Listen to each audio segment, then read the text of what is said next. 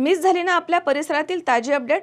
अहो मग आजच C24 तास या आपल्या YouTube चॅनलला लाईक करा, शेअर करा, सबस्क्राइब करा आणि बेल आयकॉनवरती क्लिक करायला अजिबात विसरू नका। महायुती सरकारने विधानसभा निवडणुकीच्या पूर्वी शेतकऱ्यांना जी कर्जमाफीचे आश्वासन दिली होती त्याची पूर्तता न झाल्यामुळे शेतकरी कृती संघर्ष समितीच्या वतीने बदनापूर शहरामध्ये रास्ता रोको आंदोलन करण्यात आलं। यावेळी पदाधिकाऱ्यांनी सरकारच्या विरोधात जोरदार घोषणाबाजी करत निषेध व्यक्त केला। दरम्यान सरकारने आता आश्वासनांची पूर्तता केली नाही तर यापेक्षा देखील उग्र स्वरूपाचे आंदोलन करण्यात येईल असा इशारा पदाधिकाऱ्यांनी दिला आहे।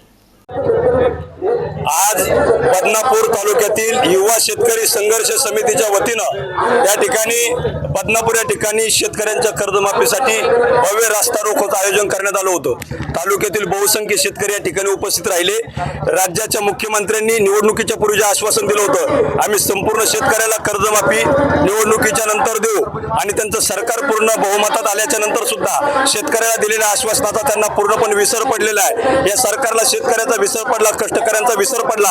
हे शेतकरी हे सरकार जाती जातीत भांडणं लावण्यात मग्न आहे। या सरकारला जाती जातीत तेढ निर्माण करण्यामध्ये जास्त स्वारस्य आहे। या सरकारला शेतकऱ्याच्या न्याय हक्कासाठी लढणाऱ्यांकडे बघायला त्यांना वेळ नाही। बच्चू कडू नावाचे शेतकऱ्यांचे नेते उपोषण करतात, त्यांच्याकडे दुर्लक्ष करण्याचं काम केलं जात आहे। शेतकऱ्यांची पोरं दिलेला शब्द पाळावा यासाठी आंदोलन करतात, त्यांना नोटीस देण्याचं काम हे सरकार करतंय। म्हणून तालुका स्तरावर महाराष्ट्रातील शेतकरी आता एकजूट आणि एकसंघ होत चालले आहे आणि हेच एकसंघ पण आता दिवसेंदिवस वाढत जाणार आहे आणि चालू असणाऱ्या अधिवेशनामध्ये शेतकऱ्यांच्या प्रश्नावर कोणी बोलायला तयार नाही। या ठिकाणी आमदारामध्ये सत्ताधारी आमदार, विरोधी पक्षातले आमदार लहान लेकरासारखे चिल्लर भांडणं करतात, एकमेकांच्या गाड्याजवळ दरवाजे खोलतात आणि चिल्लरपणा करण्याचं काम आमदार करतात। तुम्हाला शेतकऱ्यांचे न्याय हक्कासाठी प्रश्न मांडण्यासाठी विधान भवनात पाठवले, तुम्ही थिल्लरपणा दाखवतात आणि या ठिकाणी शेतकऱ्यांकडे दुर्लक्ष करत असाल तर प्रत्येक घरातला शेतकरी आता रस्त्यावर उतरणार आहे आणि मुख्यमंत्र्यांनी दिलेल्या आश्वासनाची पूर्तता आणि कर्जमाफीचा निर्णय जोपर्यंत होत नाही तोपर्यंत शेतकरी स्वस्त बसणार नाही। आणि या अधिवेशनात जर तुम्ही निर्णय घेतला नाही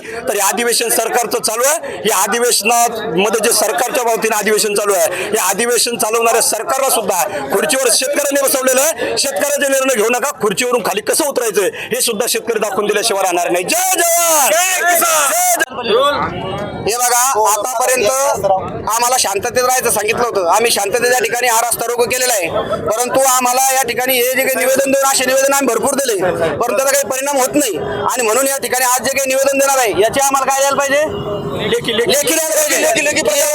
प्रत द्या की आम्ही हे निवेदन आणि अधिवेशनाच्या या ठिकाणी कर्जमाफीचा मुद्दा मार्गी लागला पाहिजे, नसता या ठिकाणी सामूहिक आत्महत्या या ठिकाणी आम्ही करणार आहे आणि 2 दिवसात करणार आहे। 2 दिवसात तुम्ही आमच्या ध्यान ठेवा, मीडिया समोर सांगतो, आमच्यातलं जर एखादंही गेलं तर संपूर्ण जबाबदारी ही शासनाची असेल। त्याच्यामुळे या ठिकाणी आम्ही आजचे जे निवेदन करते याच्यापैकी कोणी सांगता येत नाही। 2 दिवसात त्यांनी आम्हाला सांगावं की या ठिकाणी तुमच्या कर्जमाफीचा प्रश्न मार्गी लागेल, नसता या ठिकाणी आम्ही सामुदायिक त्या ठिकाणी आत्महत्या करणार। किशोर शिरसाट, C24 तास, जालना।